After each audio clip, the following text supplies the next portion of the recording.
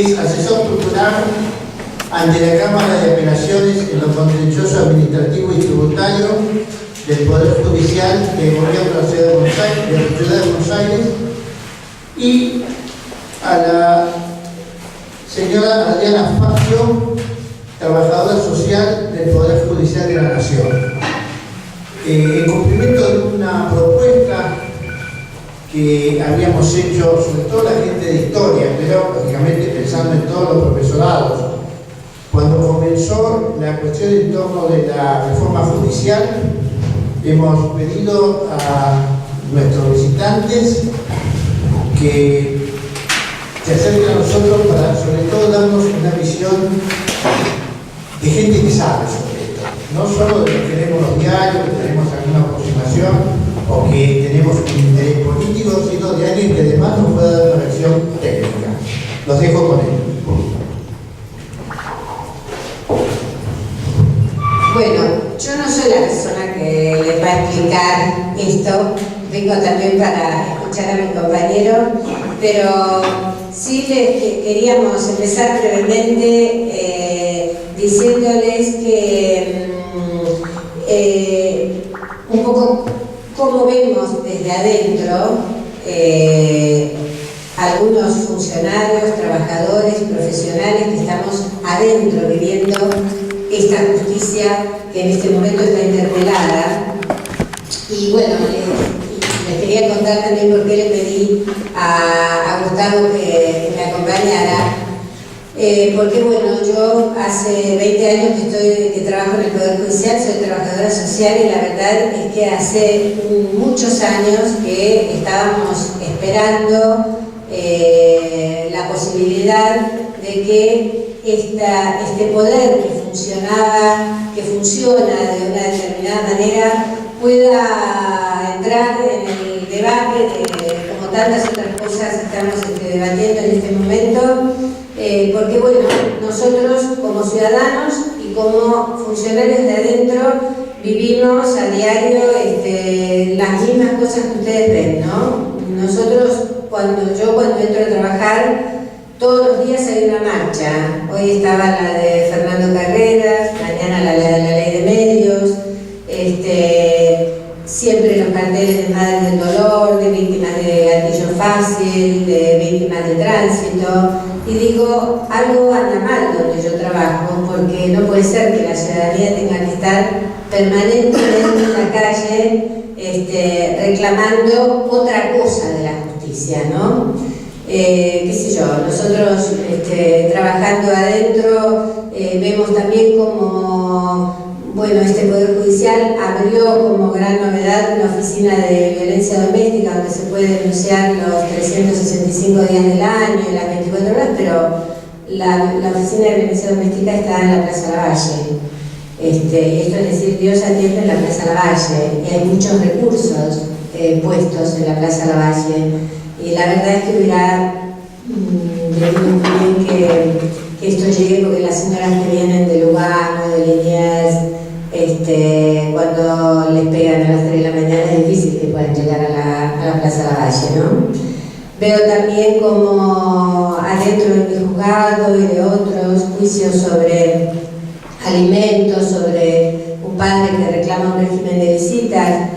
Los veo años y años en las audiencias, y esos expedientes que se abultan y que se resuelven cuando el chico se hizo mayor de edad, porque nunca se logró avanzar y construir con ellos una solución para su problema, ¿no? Después veo otras cosas familiares. Por ejemplo, yo tengo un hijo que es abogado y que hace penal económico, y siempre dice: penal económico quiere decir que defiende a las personas acusadas de estafa, delitos contra el Estado. Y dice él siempre: yo nunca tuve un cliente preso, y no es porque yo sea un abogado brillante, ¿no? Y yo digo, en cambio, yo cuando voy como trabajadora social a las cárceles, todos los presos son pobres. Y digo, algo pasa también en esta justicia, ¿no? Bueno, hay muchas otras cosas. Veníamos ahora hablando con Gustavo en el coche y bueno, La verdad es que quisiera, antes de retirarme, porque me voy a jubilar en algún tiempito, poder disfrutar de algún cambio, que la gente no nos grite en las audiencias que en lugar de fijar alimentos, ¿por qué no lo pagamos nosotros? Porque no pagamos impuestos a las ganancias. Que no nos griten que trabajamos mediodía, porque el horario es a comodidad de los funcionarios y no del público. Porque estoy cansada de ver, y no es que no me guste ganar dinero, pero estoy cansada de ver que nuestros sueldos aumentan, pero nunca hay presupuesto para mejorar los edificios públicos, para que la gente esté más cómoda, para que haya baño en todos los pisos, algo tan sencillo como que el público tenga baño en los pisos. Nosotros recibimos personas con discapacidad, mamás con niños, y bueno, esta justicia que yo la vivo así como separada de la gente que atendemos, autoritaria, ideológica, sí, siempre será ideológica, pero hace muchos años que ejercen las decisiones las personas que tienen la misma mirada. Veo muchos apellidos que se repiten adentro de la justicia. Hay uno que es médico forense, el hijo es secretario, el hermano es juez, los sobrinos son jefes de despacho de otro juzgado. Me gustaría una justicia con concursos, bueno, muchas otras cosas. Entonces, yo cuando me propusieron esto dije, la verdad, me entusiasma tanto la posibilidad de empezar a hablar de esto, porque esto no es que se vaya a transformar tan rápidamente, pero me gusta mucho la posibilidad de que como sociedad estemos debatiendo estas cosas. Y les quiero contar por qué le pedí a Gustavo que me acompañara, además de que fuimos compañeros, bueno, compañeros no, porque era mi jefe, y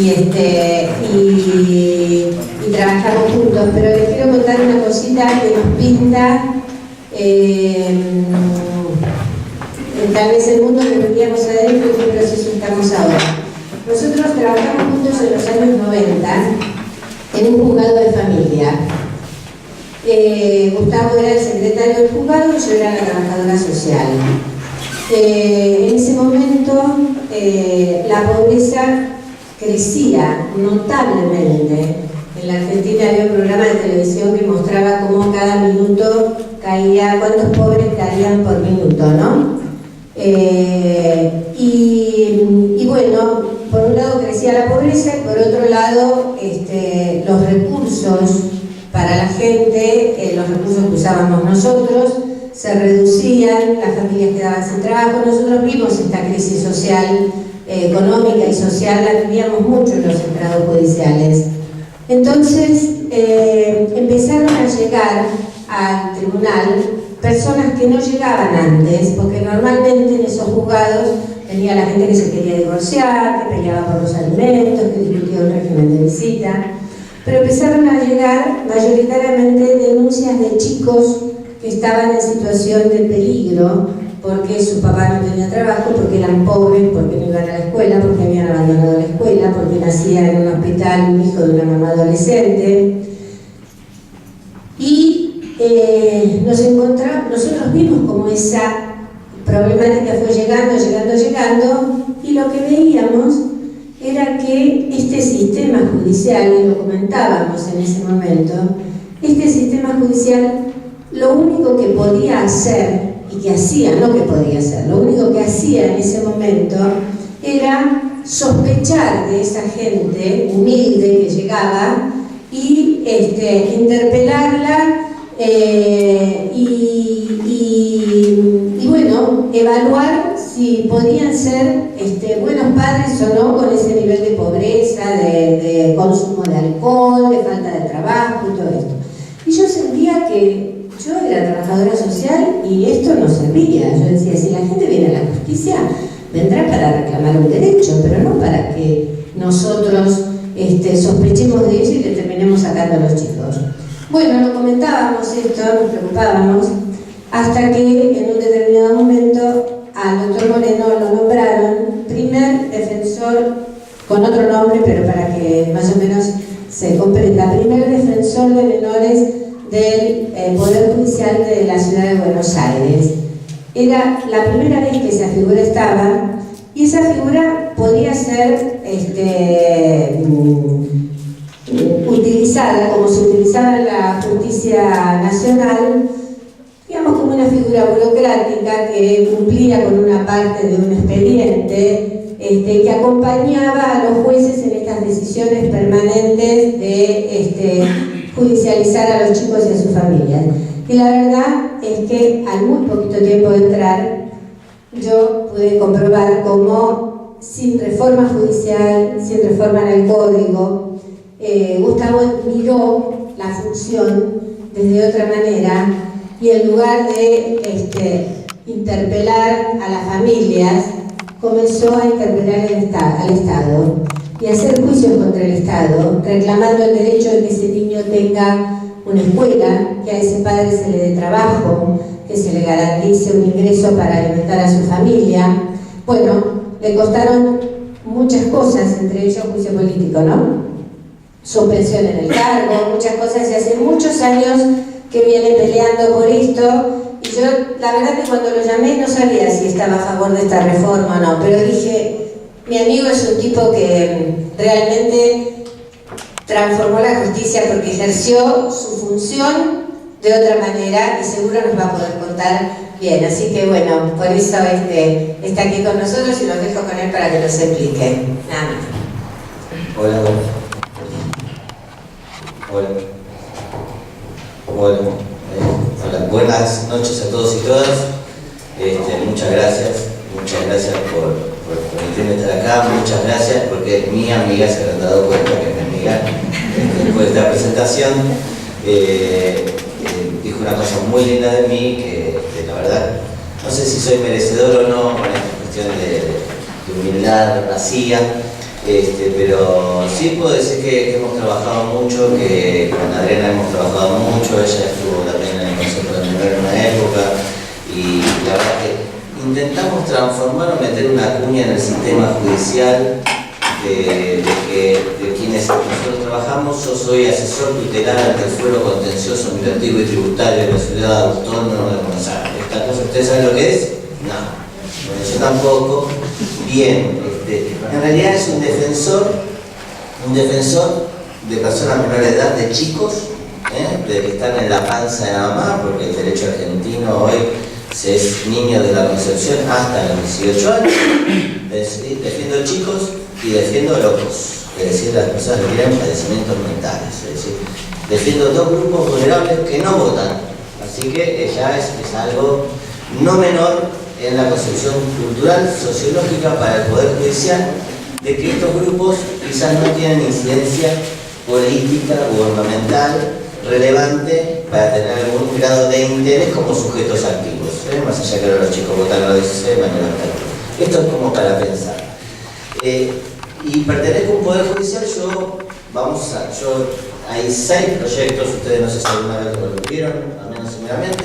Hay 6 proyectos que esta reforma judicial tomó, y no digo que vamos a ver los 6 así profundamente, pero por lo menos vamos a ver el concepto técnico de cada uno, su desarrollo técnico y el porqué. Y algunas cuestiones que tenemos que verlas, es decir, ¿qué es el derecho? ¿Qué es el Poder Judicial? ¿Para qué está el Poder Judicial en una sociedad? Yo sé que dice, la justicia es lenta y mala, como digo yo. La justicia es lenta y mala. La respuesta siempre llega tarde de la justicia. Llega tarde cuando nos divorciamos, llega tarde cuando acusamos, llega tarde cuando nos tiene que defender. Y la justicia no solamente pongo a los jueces, sino que pongo a los fiscales. Cuando nos pasa algo, nosotros vamos corriendo a una comisaría a denunciar algún hecho que no sucedió, que el fiscal tiene como que llevar adelante acción. Cuando cometemos alguna acción, que también tenemos que ser defendidos, porque es una garantía, y el defensor no nos defiende, el defensor o el asesor de menores o el defensor de menores, y el juez cuando decide. Todo es como que llega tarde. El Poder Judicial, y son señores que están ahí, que están lejos de la gente. Y la verdad que es una realidad, estamos re lejos de la gente. Estamos bien vestidos, ganamos bien, no sabemos qué pasa. Y tiene que ver un poco con la historia del Poder Judicial y cómo se construye el derecho. Acá ya hay una definición Porque yo entiendo y pertenezco a un grupo que nosotros decimos que tenemos una visión crítica. Visión crítica hace como 40 años, la visión crítica no es de ahora, no la inventamos. Esta visión crítica del derecho es una visión crítica que el derecho no es nada más que un instrumento de transformación social. Es una construcción social del derecho. Quien no quiera ver esto, es decir, ya arrancamos, no es que es un axioma del cual vamos a partir, sino en realidad es desconocer o tratar de, engolosinar un concepto como que si fuese un dogma. El derecho no es un dogma, es una construcción social, es un instrumento, siempre ha sido dado porque por una autoridad, en algún momento será alguna autoridad un rey, en algún momento será un parlamento, en algún momento será alguna dictadura, en algún momento, pero siempre hay alguna autoridad que está más o menos legitimada, que más o menos tiene la fuerza de la legitimidad, ¿como para qué? Como para imponer una norma. Esto se debe hacer, esto no se debe hacer. Y esa construcción a veces es democrática o a veces es no democrática, pero siempre aparece después de una autoridad. Algunos decían, los abogados son lo peor que hay. Bueno, cuando hagamos la revolución también tenemos que hacer un estatuto o una constitución, así que van a tener que buscar a los abogados. Y entonces, en esta lógica de establecer alguna norma, o una norma para que no haya normas, necesitamos hacer una construcción. Y esta construcción necesitamos técnicos. Y los que nos faltan, como digo yo, ideológicamente, técnicos que piensen de este lado. No sé de qué lado están ustedes, pero sé de qué lado estoy yo.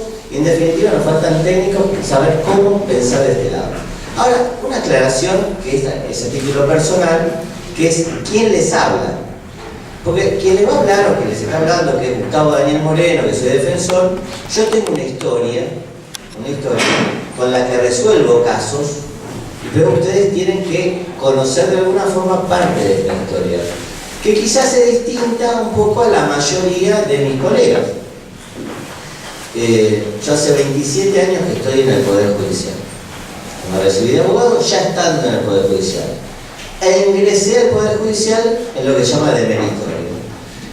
Los abogados, nunca ejercí la profesión, siempre estuve dentro del lado de la corporación judicial, dentro del sistema judicial, en distintos lugares, fiscalía, juego de familia, asesoría, y hace 27 años en esta historia.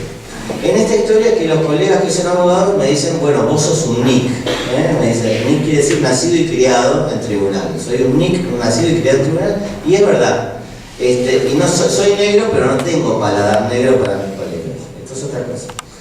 En esta lógica del ingreso al Poder Judicial, y vamos al primer proyecto de la reforma para traerlo a la actualidad, nos vamos a encontrar con la 26.861, una ley que se sancionó por la reforma que mandó la Presidenta al Congreso de la Nación. ¿Y que tiene que ver con qué? Con el ingreso democrático e igualitario del personal al Poder Judicial de la Nación.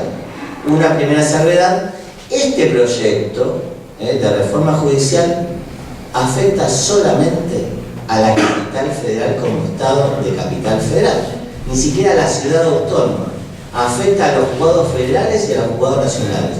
No afecta a la provincia de Buenos Aires, no afecta al Chaco, no afecta a Jujuy, no afecta a la ciudad autónoma. Esta es una reforma judicial destinada solamente ¿a qué? A los juzgados federales, Corte Suprema. Los juzgados federales son todos esos que conocen ustedes, que salen en la tele, Ollarvide y un montón de cosas. Bueno, todos esos juzgados se ven afectados, y los empleados que están en esos juzgados se ven afectados. Y los juzgados nacionales, que son los civiles, los comerciales y laborales, pero los que tienen asiento en la ciudad de Buenos Aires. ¿Se entendió hasta acá? Esto prefiero que ustedes pregunten o que debatan o que no estoy de acuerdo con ustedes. Gustavo, no estoy de acuerdo con lo que decís, y abrir un poco la opinión o lo que pueda esclarecer yo desde lo técnico. ¿Y cómo ingresé yo? ¿Cómo se ingresaba al Poder Judicial? ¿Y cómo se ingresaba hasta hace muy poco? Yo dije que había ingresado hace 27 años como ¿qué? Como meritorio. ¿Ustedes saben lo que es un meritorio? ¿No? Un meritorio es alguien que llega al Poder Judicial y que trabaja gratis. Trabaja gratis para aprender. Dice, bueno, como esta. Sí. Que le sean ad honorem. Ad honorem, exactamente, totalmente. Uno trabaja, hace lo mismo que todos y al final del mes todos cobran pero uno no. Es una forma de esclavitud. Es una forma, no sé si de esclavitud, pero de un trabajo absolutamente irregular y desde el Estado. Piensen esto, que el Estado tiene trabajadores en negro. ¿Y por qué tienen trabajadores en negro? Porque se aprende. Esto como el tribunal es como el hospital.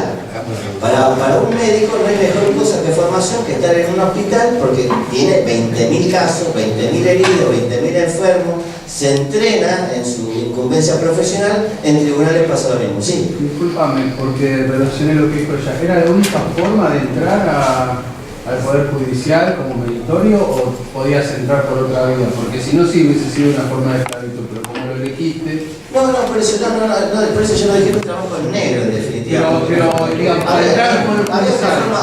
La forma siempre era al dedo. Digamos, para que se... Está bien la pregunta. ¿Para qué cargos se entraba de meritorio? Para los cargos de empleados. Empleados de maestranza o empleados administrativos. Había cargos que se entregaba a dedo cuando uno ya era abogado, que era el cargo de secretario, que era el primer cargo letrado al que uno podía acceder, y había un cargo de empleado que se podía entrar a dedo, que era el de, se llama distinto, pero que en definitiva cumple las funciones del secretario privado del juez, o del asesor, o del defensor, o del fiscal. ¿Por qué? Porque el secretario privado, en principio que tenía, entraba con uno y se iba con uno. Digo se iba porque después no se iba más. Es decir, cuando se iba al fiscal, cuando se iba al defensor, supuestamente el secretario privado se iba con él. Y también se excedía, que muchos estudiantes accedían porque en realidad les servía en la facultad para aprobar una materia como que se ahorraban una de las últimas materias. Si uno estaba por lo menos 3 años en el Poder Judicial, pero eso tenía una cuestión, no era por ser meritorio, tenía uno que para poder ahorrarse la materia de la Facultad de Derecho tenía que estar nombrado. No servía si uno estaba de meritorio, ni en ningún tipo de facultad. Uno tenía que estar nombrado. Lo que pasa es que, claro, estando en meritorio iba a tener de alguna forma la posibilidad de ingresar, al menos en la UBA, en La Plata, en las universidades que conocí yo, el cargo de meritorio no daba puntaje, no daba puntaje. Creo que en Derecho sí, al final, sí. En la UBA sí. Al final sí. Mi hermano hizo de meritorio trabajando. Y me dio puntaje. Bueno, a mí no me daba puntaje. Porque eso debe ser por el nuevo sistema de crédito de la carrera de No, pero digo, debe ser bastante. Está bien, pero bueno, a mí no me sirvió. No me sirvió estar de meritorio porque tenía que estar nombrado. Pero bueno, más allá de esto, ustedes vean cómo ingresaba uno al meritorio. Uno ingresaba de meritorio porque conocía a alguien. Uno conocía a alguien. Uno podría conocer al juez, o al amigo del juez, o a la ordenanza del juzgado, que decía, mi pibe se recibe de doctor, mi pibe se recibe de abogado, no sabe qué hacer, o está estudiando derecho, no me da una manito para meterlo en tribunales, y era más o menos así la cuestión, o directamente venía de alguna familia ya acomodada, esta gran familia judicial, que es chiquita, en realidad la familia judicial, donde todos tienen el mismo apellido y todo el mundo se conoce. No estaba ni bien ni mal, era así y a nosotros nos parece que está mal. Pero todo el mundo aceptaba esta regla de juego, que para entrar a tribunales había que pasar por ser meritorio y por tener algún amigo adentro, ¿sí?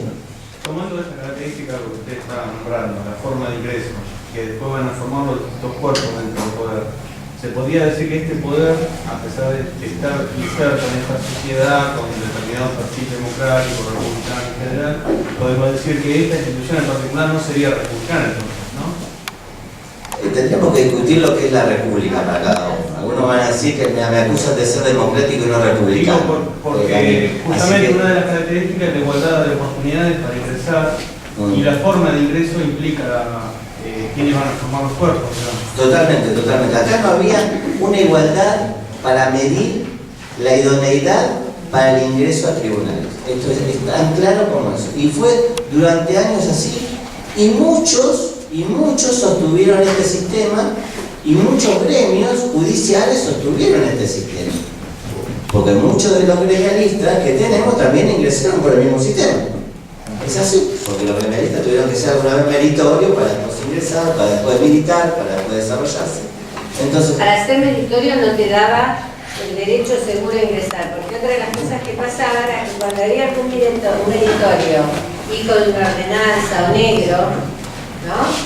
Se producía una vacante, entraba por la ventana un amigo el hijo de un amigo del juez y los meritorios se quedaban sin trabajo. Eso también pasaba. Yo era tercer meritorio, lo que quiere decir que uno era, digamos, tenía dos personas adelante para poder, de alguna forma, si se hacía una vacante, considerar.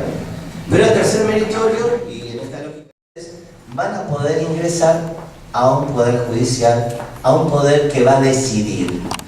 Hoy en realidad, fíjense ustedes, si decía esta la diferencia, en la ciudad de Buenos Aires la mayoría de los jueces, fiscales, defensores, asesores de menores, funcionarios y empleados viven, para los que conocen la ciudad de Buenos Aires, de San Juan y Directorio al norte.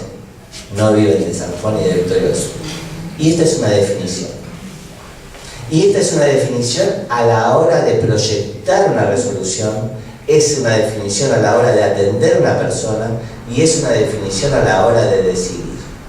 No estoy diciendo que decidimos mejor lo que conocemos más la zona sur. Lo que estoy diciendo es que tenemos más conocimiento para tomar quizás una mejor decisión. ¿Puedo hacer una pregunta? Sí. En la primera instancia, ¿quién decide quiénes son los que entran? ¿Entendés? O sea, vos haces la reforma y se entra por concurso. ¿Quién evalúa los concursos? No sé si es por concurso. ¿Quién va a hacer el concurso? No sabe, yo por ahí.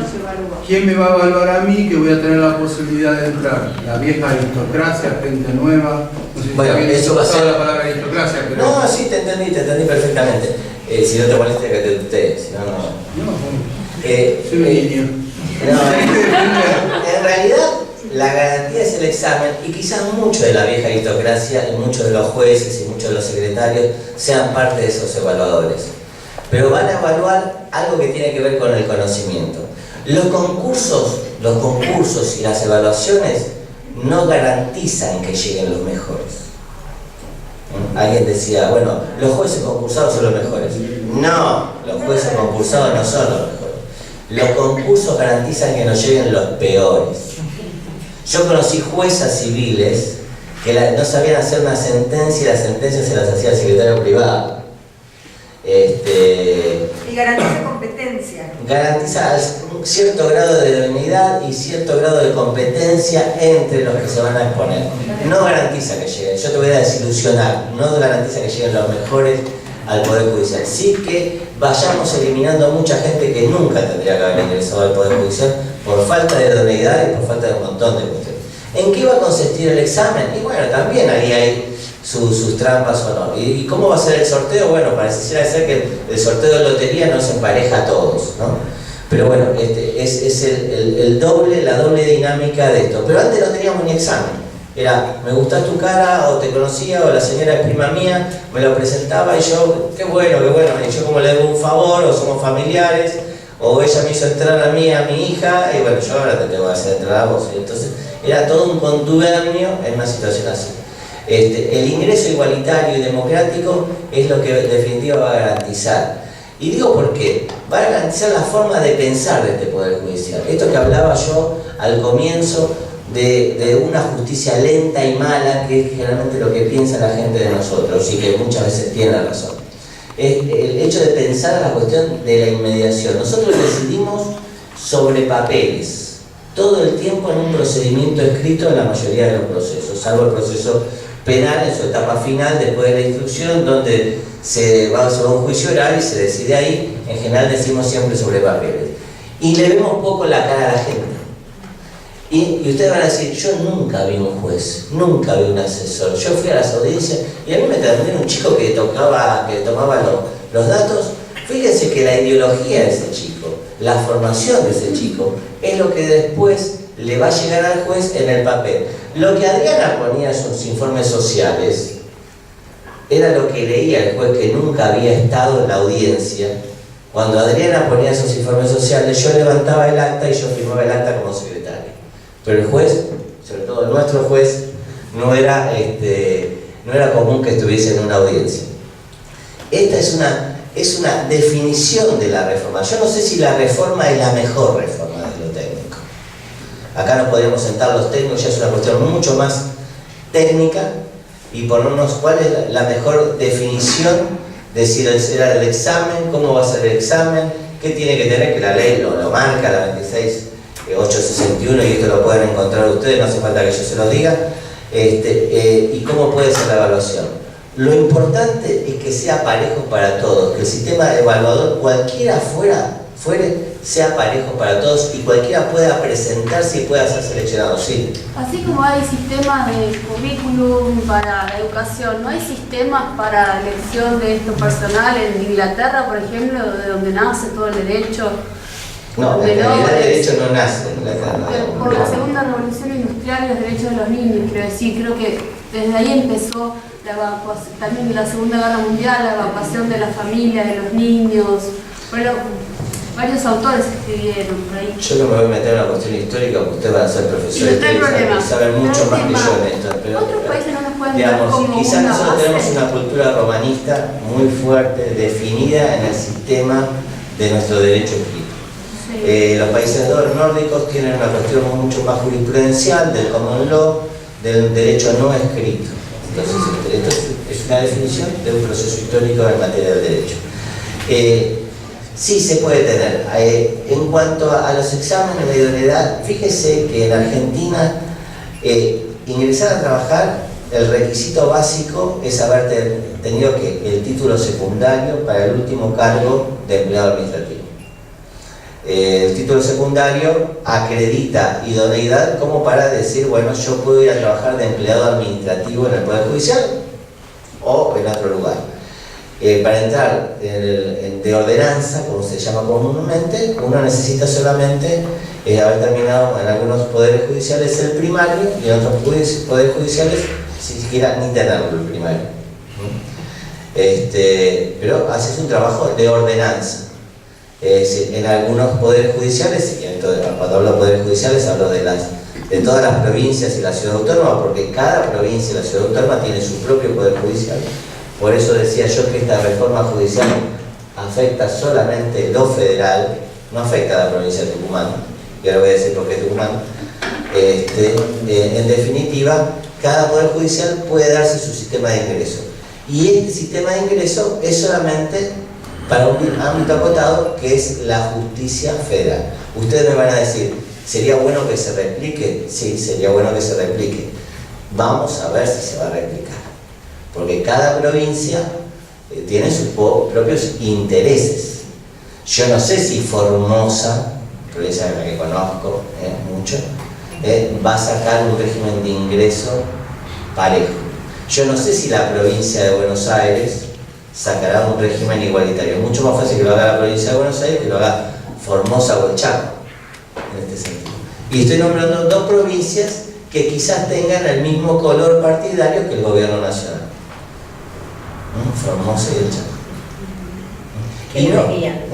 Que lo deberían, pero todos los gobernadores deberían estar mandando proyectos a sus legislaturas como para implementar esta reforma, al menos la de ingreso, dentro de su poder judicial y democratizar al menos el ingreso.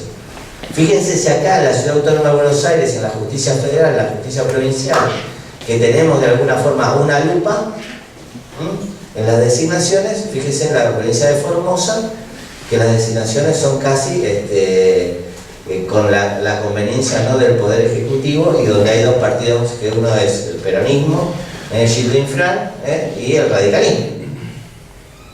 Pero todo se teje ahí. Y esto tiene que ver, y vamos de un proyecto como el del ingreso, que lo que quería decir, cuáles son los requisitos generales. Bueno, domicilio real, la nacionalidad, el estado civil, el título secundario, los cargos desempeñados, que todo esto sumaría puntos de alguna forma, es decir, a mayor experiencia se supone que se le va a dar mayor reconocimiento, pero después vamos a entrar en la cuestión finita, como dice acá el amigo, de cómo se va a hacer el reglamento de este ingreso. Porque fíjense hoy, para el cargo de juez, por ejemplo, que es un cargo que se concursa hace mucho tiempo, ya desde que tenemos el Consejo de la Magistratura del año 94, se computan las horas docentes. Entonces yo voy a dar un concurso de juez, de asesor, de fiscal, y a mí me computan las horas que yo tengo de docencia. Qué bárbaro, Moreno es docente en 3 posgrados de la UBA y suma un montón de horas. Y es verdad, a mí me conviene, pero ¿hay alguna garantía que yo, siendo docente, vaya a saber, digamos, resolver mejor alguna cuestión de derecho? No. Voy a tener quizás mayor bagaje teórico, pero no necesariamente me tendría que sumar tantos puntos como alguien que se ejerció la abogacía, ya sea fuera de tribunales, como alguien que viene de la carrera judicial. Es decir, nosotros exacerbamos quizás los puntos de docente, y esto va a pasar. Esta crítica que yo hago al régimen de concurso, va a haber seguramente algún ítem que no garantice alguna igualdad para los iguales en este momento. Pero la verdad que creo que es el mejor sistema que vamos a ir. Y fíjense, pasamos del proyecto de la 26861 al proyecto más conocido de la reforma, que ¿cuál es? Que es el que más sintieron ustedes, que tiene que ver también con el ingreso, que es el Consejo de la Magistratura. Hablábamos recién, ingreso democrático igualitario para los empleados judiciales y para los funcionarios. Y por el otro tema, el proyecto más cuestionado, de que esto de se van a elegir a los jueces por voto popular. ¿Qué problemón que trajo esto? Que la gente decida a quién va a elegir. Algunos dicen, bueno, en definitiva, pero la gente no decide quién integra las listas. La gente no decide un montón de cuestiones que tienen que ver con los partidos. ¿A quién va a responder este juez? Vamos a aclarar una cosa. ¿Qué es el Consejo de la Magistratura? Ustedes que me han invitado a hablar de la reforma, pero ¿qué es el Consejo de la Magistratura? Se supone que es un grupo de personas que evalúan el desempeño de los jueces. Bien, vamos por ahí. ¿Qué más? Evalúa el desempeño de los jueces frente a una denuncia concreta. Dijo la compañera del doctor Moreno, a mí me pidieron un juicio político, entonces es el juez del Consejo de la Magistratura quien evalúa en ese momento. Yo tenía 3 pedidos de juicio político, entonces evaluaba cómo me había comportado yo como magistrado. Esto es una función del Consejo de la Magistratura. ¿Cuál es otra función del Consejo de la Magistratura? La selección de jueces. La selección de jueces. Elegir a los asesores, a los defensores, a los fiscales, a los jueces, a los que deciden sobre la vida de los demás. Ver este grado de idoneidad, donde yo recién decía que en el reglamento, para presentarse los antecedentes de uno, se evalúa la carrera docente. Este Consejo de la Magistratura es el que evalúa la selección de los jueces y evalúa que echarlos a los jueces, el comportamiento, y en su caso acusarlos, y cuando se acusa a un juez o un magistrado, a un asesor, defensor o fiscal, se le hace un jury de enjuiciamiento, donde un jurado decide si se tiene que ir o si se tiene que quedar. Algunos consejos de la magistratura, como el Consejo Nacional y como el Consejo de la Magistratura de la Ciudad de Buenos Aires, no así el Consejo de la Magistratura de la Provincia de Buenos Aires. Primera cuestión, ustedes verán la diferencia que estoy marcando, es decir, que cada provincia tiene su propia organización de su propio Poder Judicial. Es decir, el Consejo de la Magistratura de la Provincia de Buenos Aires se limita ¿a qué? Se limita a elegir a los jueces, a tomar el examen y en todo caso a acusarlos para un jury. En cambio, el Consejo de la Magistratura de la Nación y de la Ciudad Autónoma de Buenos Aires administra fondos. Y esto no es menor. Cuando se administran fondos, sobre todo el de la Ciudad de Buenos Aires, que uno dice, no, la cuestión es una cuestión federal. No. El Consejo de la Magistratura de la Ciudad Autónoma de Buenos Aires administra todos los fondos de todos los asesores, todos los fiscales, la caja chica, la caja grande, todo lo que tenga que ver desde contratar la obra pública de un edificio hasta la caja chica de una asesoría de primera instancia. El Consejo de la Magistratura a nivel nacional comparte la administración ¿con qué? Con la Corte Suprema. De ahí la tensión que hay, que no solamente es política, esa tensión que se da desde lo técnico entre la Corte Suprema y el Consejo de la Magistratura. En esta cuestión, ¿cuál era la reforma? ¿qué era lo novedoso de la reforma? ¿O por qué había que reformarlo? ¿Ustedes qué creen? Va mejor, digamos, se tiene que mejorar algo para seleccionar mejor a los jueces y en todo caso para echarlos. Fíjense que ¿dónde nace la reforma judicial? Al menos desde lo periodístico, desde lo público. ¿Con qué caso nace? Cuando la presidenta habla con el caso de Marita Verón. Y usted que me estuvo escuchando hasta acá, ¿no? Y que yo hablé del impacto que tiene esta reforma. ¿Usted qué impacto tiene real esta reforma? No de lo técnico, porque el país no tiene conocimiento técnico, pero de lo que yo dije nada más. ¿Qué impacto tiene en el Poder Judicial de Tucumán? Tendría que tener un impacto bastante importante. ¿Cómo cuál? Tendría que sacar a los jueces. Por esta reforma. Por esta reforma no. Ah, no.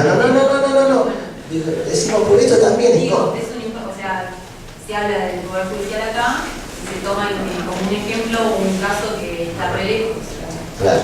El tema es cuando en realidad en la organización del Poder Judicial de la provincia de Tucumán y con la cuestión de la selección de los jueces o echar a estos jueces que todos decimos, como los 13 imputados del caso Marita, ninguno fue condenado, uno solo, o que marquen una idea de cómo seguir el proceso, no.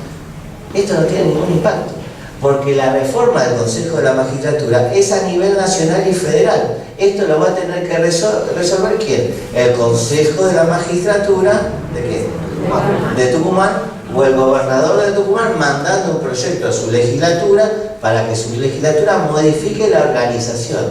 Porque en esto que nosotros tenemos del federalismo, más allá de la discusión que se puede dar histórica a esto, porque cada provincia se da su propia organización judicial.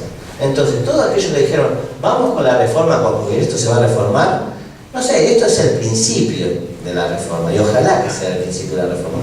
Pero con esta reforma hay que tener en claro, aún para aquellos que estamos a favor de la reforma, al menos en términos generales, tenemos que tener en claro que esta reforma no soluciona los grandes problemas del Poder Judicial. Gustavo, yo en esto que hacíamos, estoy todo el tiempo pensando cuando le explica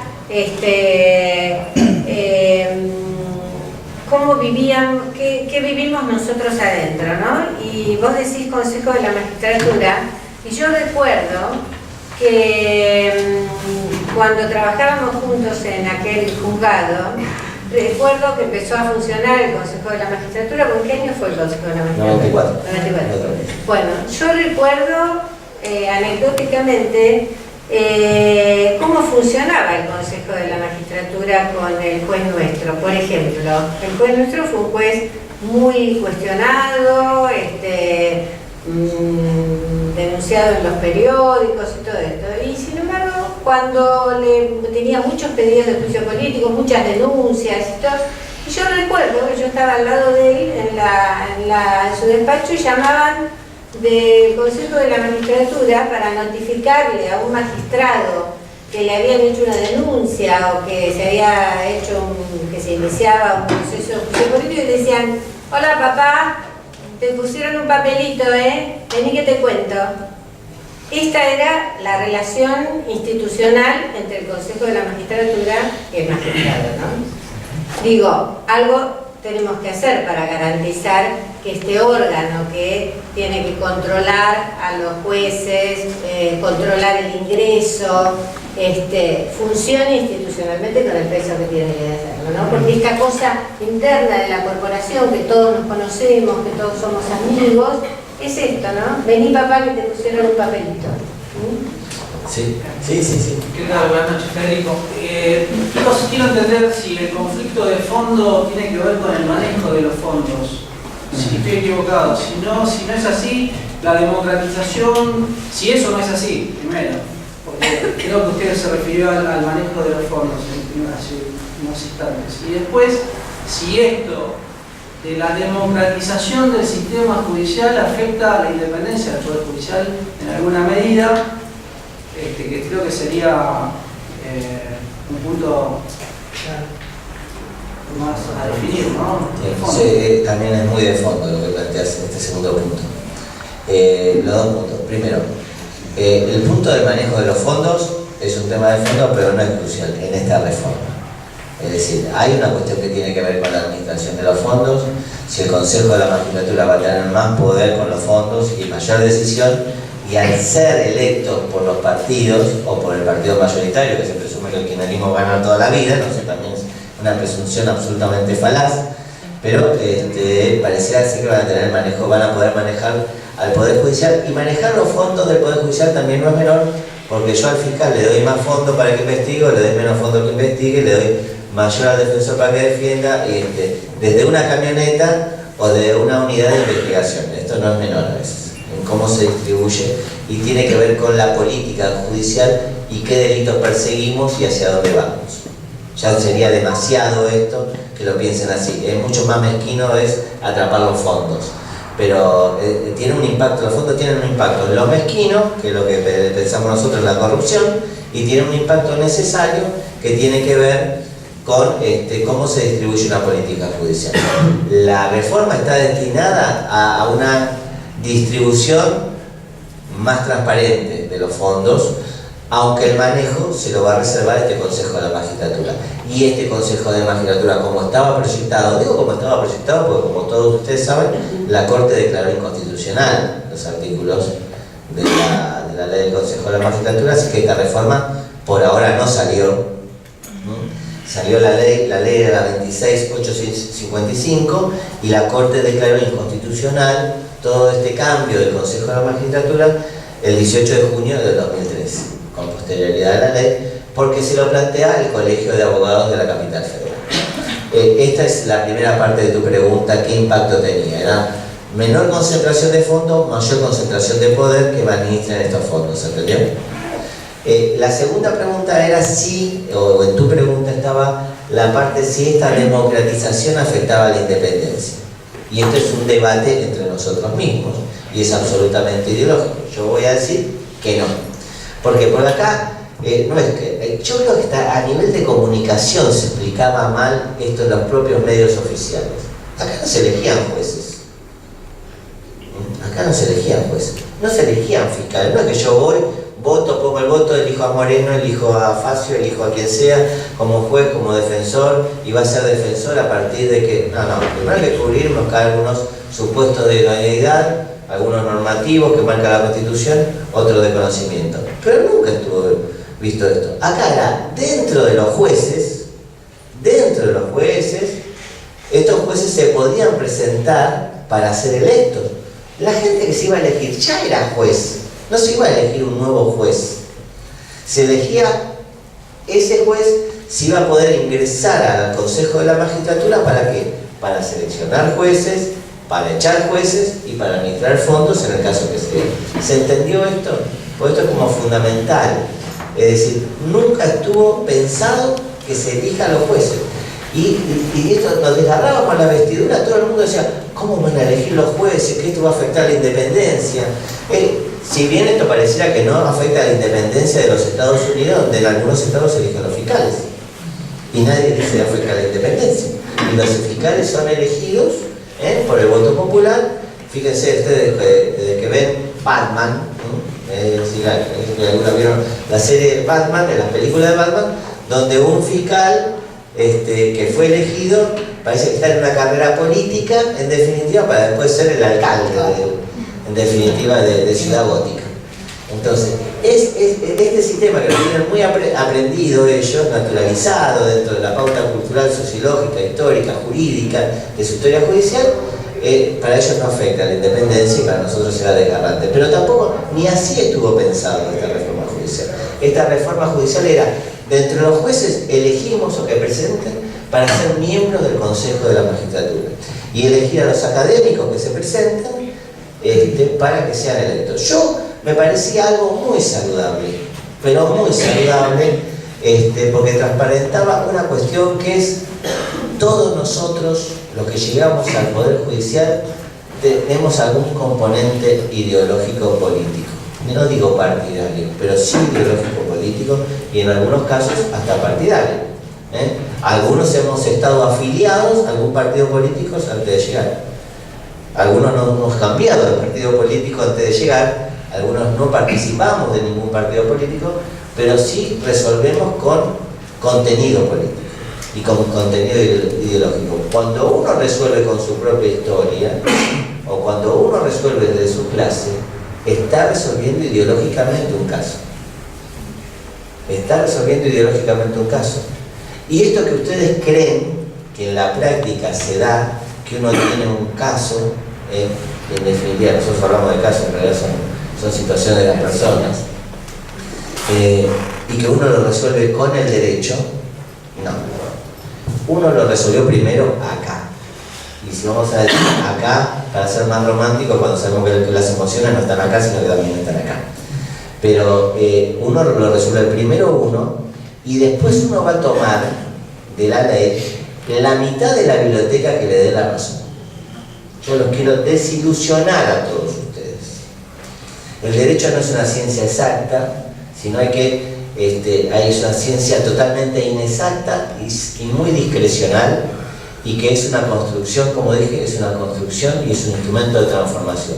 Como tal, tiene todas las cuestiones negativas que todos tienen las ciencias blandas, por decirlo de alguna forma. Algunos se van a enojar, pero para explicarlo claramente, en cuanto que son construcciones y son construcciones ideológicas. Definir, como dijo Adriana, si un chico que los padres tienen algún grado de vulneración a sus necesidades básicas insatisfechas, hambre, falta de alimentación, falta de vivienda, en la 21 Villa 2124, por ejemplo, donde los chicos tienen el 25% de los chicos que han leído tienen plomo en sangre, al lado del Riachuelo, donde no tienen vivienda, no tienen educación, donde no hay vacantes en algunos municipios para las escuelas especiales, donde no hay accesibilidad para las personas discapacitadas, y a estos chicos dicen, no, el padre no lo puede criar, por eso es mejor que esté con otra familia. Esta definición, desde un pequeño, desde un juego de familia, no es menor en lo ideológico. Es decir, porque sos pobre, nosotros vamos a hacer que tus chicos sean criados por familias que los van a amar, y estoy seguro que los van a amar, pero que están en mejores condiciones. Algunos van a decir, doctor, yo conozco 1500 chicos que se criaron muy bien así, y es verdad, yo no estoy diciendo que no. Lo que estoy diciendo es que quien toma esta decisión de este punto está ideológicamente tomando una decisión y tomando una postura frente a la situación social de este caso. La otra sería decir, bueno, a esta familia, ¿cómo podemos, qué hizo, qué saberes tiene para conseguir una vivienda? ¿Trabaja? ¿No tuvo oportunidad? ¿Qué le pasó en su historia para que esta mamá quiera dejar a este chico? ¿Tendrá alguna familia extensa? ¿Podremos recurrir a un vecino? ¿Podemos recurrir a una madrina? ¿Está en su etapa puerperal y quiere dejar al chico? ¿Realmente está absolutamente angustiada porque se siente sola en el barrio? Y es un barrio, es una peruana que llegó a la 21-24 donde son todos paraguayos y no conoce a nadie. Entonces, y esto no es documentada. No, mentira, es documentada, tiene documento en su país. Lo que pasa es que no tiene el papelito, el carnecito que le identifica. No tiene un problema de identidad, tiene un problema de identificación. Bueno, es cómo pensamos un caso hace necesariamente quizás a la formación de cada uno, a la historia de cada uno y a la ideología de cada uno. Y los jueces tienen ideología. No hay que mentir, los jueces todos tienen ideología. Esto que la justicia se tapa los ojos para resolver es una mentira. Discúlpenme que lo diga así, pero lo que pensé siempre todavía así. Siguiendo este punto que los jueces tienen ideología, ¿qué pasa con la reforma y con los jueces o funcionarios que participaron en la dictadura militar o que son actualmente funcionarios? Es todo un debate, hasta interno. Cuando volvió la democracia en los años 83, era por qué algunos jueces, algunos funcionarios habían firmado por el estatuto. Cuando llegó Videla, sacó el estatuto de reorganización nacional, así se llama. Sí. Lamentablemente se llama así. Hizo a todo el que no se iba del Poder Judicial, que no renunciaba, tenía que jurar sobre ese estatuto, que no respeten. Y esto pasó, sí, en todas las provincias. Ahí éramos unitarios, no federales. Y bueno, después lo que se determinó es cierto grado de responsabilidad que tenía en ese momento. No era lo mismo un juez que un prosecretario administrativo, que tenía que comer todos los días, que tenía 1500 razones, y esto va en la ética de cada uno, y lo que yo voy a pensar. En definitiva, hubo funcionarios que firmaron sobre el estatuto, compartieron muchas cuestiones, y hoy siguen perteneciendo al Poder Judicial. Sí, hoy, gracias a Dios, no contamos con tantos, por una cuestión histórica, de paso del tiempo, no contamos con tantos, por lo menos magistrados que hayan estado en ese momento. La mayoría está renunciado, jubilado o echado en algún caso, ¿no? En este sentido. Pero volviendo al punto, todos tenemos ideología.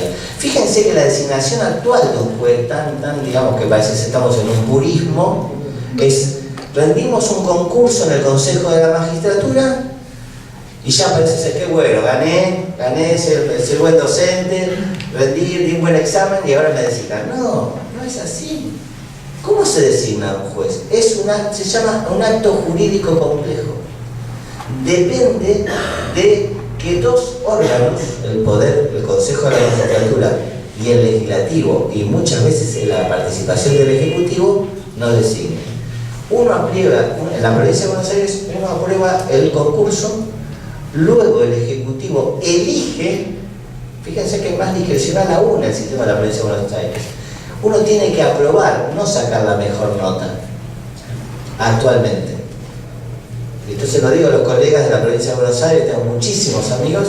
Uno tiene que aprobar el concurso, alguien del Poder Ejecutivo, con algún aval del intendente de turno, la jurisdicción que uno va a ser designado, o uno que quiere ser designado, tiene que agarrar su pliego y mandar 3 pliegos, ¿a dónde? A la legislatura de la provincia de Buenos Aires. Fíjese que ya están interviniendo el Poder Ejecutivo, a veces municipal, el Poder Ejecutivo provincial y el Poder Legislativo, que va a estar dividido en distintos partidos. Pero son 3 órganos políticos. No me vengan a decir que alguien que está concursando no está rosqueando para llegar a ese cargo. Mentira, es así. O como cuando me querían echar a mí, yo tratando de ver un montón de compañeros de organizaciones de derechos humanos para que el CEL me haga el aguante, que la FARC me haga el aguante, que un montón de compañeros de lucha me hagan el aguante, que estaban mejor políticamente. Es así. ¿Por qué? Es una lucha política e ideológica en determinar un modelo, y son distintos modelos. Podrá haber más de 2 también. No es que hay un modelo u otro modelo. A veces, y hay un modelo, pero sí que podemos dividir en el Poder Judicial, que uno está... Fíjense, somos tan estructurados, tan corporativos, tan una máquina boba de resolver a veces las cuestiones, que la discusión en el Poder Judicial es si estamos más cerca de la gente o más lejos de la gente. ¿Seguimos estructurados en nuestros escritorios o empezamos a ver qué le pasa en la realidad a la gente? Y olvídense de la presidenta y olvídense de la reforma judicial. Hoy lo que ha logrado la reforma judicial dentro de la corporación judicial es que nos miremos para adentro y digamos qué modelo queremos para este Poder Judicial. Queremos un modelo judicial donde se esté más cerca, que haya más accesibilidad a los edificios, que los edificios estén más cerca de la gente. Esto que decía Adriana, ¿por qué alguien que vive en Villa Oculta, Villa 15, discúlpenme que yo hago ejemplos de la ciudad de Buenos Aires, que es lo que más manejo evidentemente, que está allá por Mataderos, tenga que venir hasta Plaza Lavalle a atenderse? Así como pudimos de alguna forma descentralizar los efectores sanitarios con los EXAC, que son los centros de salud, debería haber en cada barrio descentralizar las defensorías y las fiscalías para que esto llegue a que la falta de Estado, porque el Poder Judicial es Estado, llegue más a la gente, que la justicia básica llegue más a la gente. Vuelvo a contar una anécdota, y lo peor es que además de estar centralizado en la Plaza Lavalle, cuando la señora de la Villa 15 se levanta, después de seguramente de la pelea nocturna dentro de su casa, se levanta a la mañana, logra dejar a los chicos en el colegio y llega a la Plaza Lavalle, son las 11 de la mañana. ¿Qué piensan los funcionarios del Poder Judicial de la Plaza Lavalle? ¿Viste? Vienen a esta hora porque no se levantan temprano. Yo, mi hijita, a las 7 estaba en el subte viniendo a trabajar. Esta es la ideología, digamos, desde la cual se está mirando, digamos, los problemas que trae la gente. Bueno, yo te voy para calentar el ambiente, voy a agregar una anécdota. No, pero me parece bárbaro. Sí, yo quería agregar una preguntita porque me quedó sonando algo cuando usted dice que la mayoría de los fiscales, jueces que atienden problemas de menores están, digamos, de Boedo para... No, digo de todos. Sí, digo, yo tuve un caso del hijo de un conocido que cayó en el Instituto de Roca, de San Isidro, sin problema, el chico judicializado, un problema bastante grave, y le había tocado un abogado defensor de la Recoleta. Mi conocido vive en San Isidro. Se puede imaginar que el abogado defensor jamás apareció por la Villa La Cava para ver la condición del chico. Bueno, el chico fue a juicio, quedó sí, no, en realidad que la sentencia, le cayó la sentencia, todo muy rápido. Digo, desde esa forma me queda sonando, no como alguien que mismo de Zabaleta y vive en la Recoleta, desde cómo te acercás al pibe, al problema judicializado del pibe en la Zabaleta, ¿no? Usted le va a poder explicar mejor que está con todos esos casos. Digo, voy a decir, los defensores no quieren ir a los barrios. Esto es lo que nos está pasando ideológicamente. Los defensores no quieren ir a los barrios. Hicimos una reunión con los curas villeros en la ciudad de Buenos Aires. Esto se escapa a la reforma, ¿no? Pero es un dato para que ustedes piensen cómo piensan. Invitamos con el padre Pepe Di Paola, que en un momento manejaba la vicaría de curas villeros, a los propios colegas, y no fueron dos sobre 20 que somos, más o Y menos. los trabajadores sociales. Los trabajadores no cruzan la provincia de Buenos Aires. No, porque yo no, yo soy trabajador social y los casos son de la ciudad. Que venga la señora. La señora viene cuando puede, si tiene plata, si anda el tren, si consiguió, si el marido no le pegó ese día, si le dio la plata, si no se emborrachó porque tiene 1500 problemas.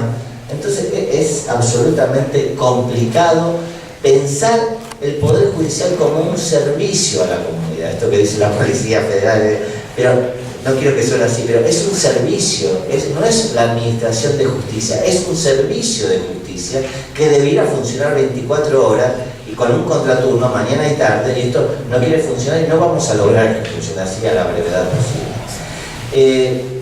Toqué dos proyectos de la reforma, me quedan 4. Hay dos que son cortitos, que tienen que ver, uno que es la publicación en internet de todas las resoluciones judiciales, y la verdad que esto no es novedoso y está muy bien. Algunas se hacen, ya que algunos fueros se hacían, no tiene ningún contratiempo, solamente hay que tener en cuenta el tema de la reserva de algunos nombres, que no se prevé, por ejemplo, la reserva de los pacientes mentales, sí, de los niños, niñas y adolescentes, y de algunas otras causas calculamos que va a entrar en otras causas, como dice el proyecto. ¿Qué pasa con la declaración? El cuarto proyecto tiene que ver con la declaración patrimonial de los magistrados y funcionarios. Ustedes van a encontrar, no, yo declaré, pero quédate tranquilo, yo declaré todo. ¿Qué pasa? ¿Pero qué estamos haciendo nosotros? Nosotros, además de no pagar impuesto a la ganancia, nosotros hacemos una declaración patrimonial, que sería, que esto no está en la reforma tampoco, si se enloquece con el impuesto a la ganancia, no es un tema de la reforma, al menos de los 6 proyectos que se enviaron al legislativo. Los magistrados hacemos una declaración que queda en un sobre cerrado. ¿Usted la vio? ¿Usted puede acceder? A mí los fondos que me pagan son públicos. En la ciudad de Buenos Aires tenemos la ventaja que si uno pone Gustavo Daniel Moreno, va al Consejo Médico, va a saber cuánto gano yo.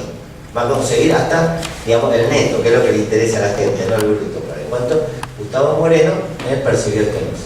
Ahora, pero eso no pasa en todos los poderes judiciales. Es decir, hay una declaración y parece ser que nos da vergüenza decir cuánto ganamos cada uno. Porque nos tiene que dar vergüenza. Es verdad, nos tiene que dar vergüenza decir lo que ganamos muchas veces por el trabajo que desempeñamos, por el horario que tenemos, por las vacaciones que tenemos. Y yo digo, bueno, no saquemos nada de lo que tenemos, pero laburemos más. Hagamos que esto funcione, porque tenemos un montón de recursos y nosotros ganamos muy bien. Muy bien, con esta plata nosotros deberíamos ir a todos los barrios, atender a toda la gente y tener una lista de espera, porque no nos da el tiempo ni la cabeza para atendernos, pero la plata nos da. Y muchos tienen chofer, y muchos funcionan de esa manera. Entonces, ahora, ¿cuál es el problema de la reforma? Y el problema de la reforma es que va a ser público lo que ellos ganan. Esto que pasa en la ciudad de Buenos Aires se va a trasladar y cada uno de estas declaraciones patrimoniales van a decir cuánto tengo inscrito a mi nombre. Y les digo la verdad, uno podrá cobrar 50.000 pesos por mes, por decir un excelente sueldo que hay en el Poder Judicial. Pero con eso no tiene una casa en Punta del Este y 4 hijos. ¿Se entiende lo que digo? Es decir, si yo hago 50 lucas, ¿sabes qué? Me paro, dice alguno. Bueno, pero seguramente que lo dice. Pero con 50.000 pesos uno no tiene 4 hijos que van a colegios privados, mucama, chofer y una casa en Punta del Este. Y otra acá. Algo anda mal. Eso mi padre dijo, algo está fallando. Las cuentas no me cierran. Salvo que vos seas heredero de una fortuna, no cierra. El problema está en eso. Fíjense, ¿qué reforma judicial o qué problema del Consejo? Si son 3, si son 19, no. Muchas veces lo que se está discutiendo es otro. Entonces habría que reformar los 3 poderes. Yo no voy a hablar de la reforma judicial, pero y hago el nueva culpa como propio funcionario del Poder Judicial. Me quedan 2 proyectos. No sé, 8 y medio.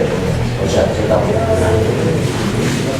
No, vamos a dar, porque veo que por ahí se están yendo y no sé hasta qué hora. Pero los 2 proyectos que me quedan breves y no sé, pasamos a preguntas o no, que tienen que ver con la creación de las cámaras de casación. En realidad, y en estos 2 proyectos son donde yo no estoy muy de acuerdo. Y lo voy a decir claramente, quizás en la creación de la cámara de casación creemos que es una muy buena intención teórica, quizás de analizar cuestiones eminentemente jurídicas, de no saturar tanto a los tribunales con cuestiones que tengan que ver con la prueba de los hechos, sino que haya tribunales que se dediquen solamente a analizar cuestiones de derecho y decir, bueno, el tribunal se equivocó o no se equivocó. Lo hago muy sencillo, es un poco mucho más complejo, pero para que se entienda, son tribunales que tienen que ver como una instancia más de decidir y que permita decidir, y la cuestión debería terminar ahí. Con esto ya les digo que la cuestión no va a terminar ahí, porque nosotros no pertenecemos solamente a la corporación judicial. Hay una corporación amiga que está en la calle todos los días al lado nuestro, que es la corporación de los abogados. Y la corporación de los abogados, como buenos defensores, a veces buenos fiscales y buenos abogados en cuestiones que no son estrictamente penales, tratan de agotar todas las vías. Entonces, en este país pareciera que si uno no pasa por el fallo de la Corte Suprema, no tiene cerrado su caso. Entonces, hasta que no llegue a la Corte Suprema, no paga. Y ustedes ven todos que dicen, voy a la Corte Suprema, voy a esto, voy a esto, al otro, y aquel que puede dice, voy a la Corte Interamericana. Y lleva su caso a la Corte Interamericana. Entonces, yo creo modestamente que si bien esto está muy bien pensado de lo técnico, el efecto práctico que va a tener va a ser todavía letargar más algunos procesos. Esto es una opinión absolutamente personal. Y bueno, verán que yo hasta ahora estoy en 4,5 a favor de la reforma. El que más problemas tengo es en el último proyecto que tiene que ver el famoso de las medidas cautelares contra el Estado. Como dijo Adriana, y vino un día el doctor Moreno, mi amigo, y me ensalzó así, y empezó a litigar contra el Estado y a obligar al Estado a hacer muchas cosas. Imagínense, ¿qué hago yo si ahora no tengo medidas cautelares que pueda de alguna forma parar una obra pública? Y lo voy a decir en un caso concreto que tengo, que es el del Hospital Borda. Yo tengo el caso del Hospital Borda, donde hemos parado el centro cívico que el jefe de gobierno quiere hacer, en la causa Frondizi, donde yo represento a los enfermos, donde en definitiva es una obra pública que son 400 millones de pesos, que va a achicar el hospital, que implicó demoler un taller protegido destinado a la rehabilitación de los enfermos, y que lo demolieron cuando el expediente estaba en la Cámara de Apelaciones a resolver. Un día me levanté y me llamaban, doctor, están demoliendo con 150 efectivos de la metropolitana y con un saldo, al menos en los enfermos, de 22 pacientes heridos, con lesiones, 19 JT, tiene 19 balas en el cuerpo de goma, 19 impactos de bala de goma. Y por atrás, le tiraron por atrás, que es peor todavía, o le tiraron que cuando iba corriendo o estaba en el piso. Pero era loco, entonces tirémosle, total, no ganamos nada. Bueno, esto valió que nosotros que le pidiera a la Cámara la suspensión de la obra, la sanción pecuniaria a los funcionarios que habían dado obra y la denuncia penal al jefe de gobierno, al ministro Chayín de Desarrollo Urbano, a la ministra Rego que no tomó medidas, y bueno, y lo explico al revés, porque esto sí es netamente ideológico y tiene que ver, y yo entiendo que cuando uno está en el poder le molestan algunas series que se inician acciones. Yo el problema que tuve cuando inicié este tipo de acciones no lo tuve con Macri. A mí, y yo le agradezco que me haya invitado a Adriana, a mí, quien me promovió el juicio político fue el gobierno de Aníbal Ibarra, por iniciar estas acciones en la época de Aníbal Ibarra, por intentar hacer una escuela en Ciudad Oculta. Y no es porque sea malo Aníbal Ibarra, por quien no tengo ningún tipo de relación y después de comunión menos. Pero yo entiendo que a veces el Poder Ejecutivo, los funcionarios públicos, no entienden que el Poder Judicial tiene una finalidad de control. Y justamente que hay una vía recursiva destinada muchas veces a que ellos, si no están de acuerdo con una decisión judicial o con una petición, puedan recurrir ante una Cámara, y si no es ante la Cámara, ante la Cámara de Casación y después ante la Corte Suprema, para intentar. ¿Qué ha pasado? Ha habido dos razones fundamentales que llevaron o motivaron, creo, desde lo político, no de lo jurídico, a llevar este proyecto de medidas cautelares adelante, con el cual muchos compañeros que están, de hecho yo soy docente de justicia democrática, yo soy docente para los futuros magistrados por formación, por la justicia legítima. Pero no hemos firmado este proyecto, no hemos acompañado con la firma de la reforma judicial porque no estábamos de acuerdo exactamente con este punto, porque sería borrar con el codo todo lo que hemos hecho alguna vez con la mano. Ahora, Gustavo, del otro lado, ¿no? Digamos, yo entiendo perfectamente esto porque yo como trabajadora social también espero y pido muchas veces y estoy esperanzada en una medida judicial que pueda detener algo que a mí me parece injusto o dañino. Pero por otro lado, cuando estoy del otro lado, yo pienso, por ejemplo, la ley de medios, ¿no? Yo hace 6 años o 7 años participaba de los foros para esto, peleamos en el Parlamento, la conseguimos, y la verdad es que me da mucha bronca, digamos, que el Poder Judicial me esté deteniendo algo que nosotros votamos, ¿no? Totalmente de acuerdo. De hecho, hubo dos razones que llevaron a la Presidenta de la Nación a llevar desde lo político, que fue el tema de la ley de medios y el fallo de la Cámara Civil y Comercial Federal respecto a la sociedad rural con las cuotas hipotecarias que no tenía que pagar. Estas dos cuestiones que la Presidenta llegó a llamar a la Cámara cautelar en lo rural y en lo clarín, decía ella, así despectivamente, motivaron este tema de las medidas cautelares. Creo que el proyecto pudo haber sido de lo técnico mucho mejor. Creo que nos faltan técnicos de este lado. A veces ustedes van a hacer una reforma económica y van a tener la Fundación Mediterráneo, o como se llame ahora, y de la derecha, y lo digo claramente porque yo no soy el hombre de la derecha, van a tener los mejores técnicos, muy buenos técnicos de saber cómo, donde hay una definición política y aparecen los técnicos.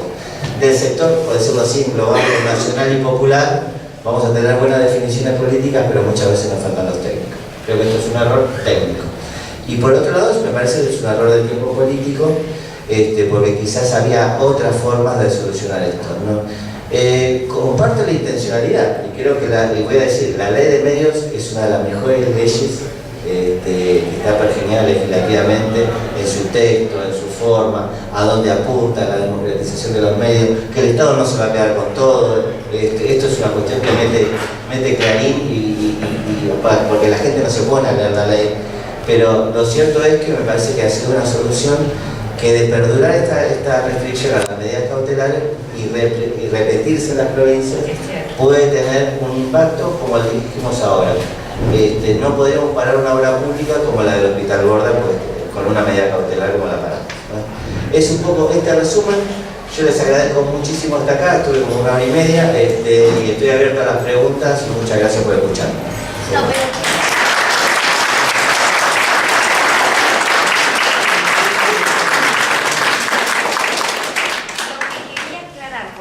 tengo confuso es una cosa, no tengo claro la medida cautelar, para mí no es lo mismo una medida cautelar para parar una obra pública que una medida cautelar para parar una ley que hace el Poder Legislativo, porque si no interfiere el Poder Judicial en el Poder Legislativo, y otra cosa es en la obra pública. Se ve que no tengo claro cómo funcionan las medidas cautelares. A ver, las medidas cautelares son resoluciones judiciales anticipatorias.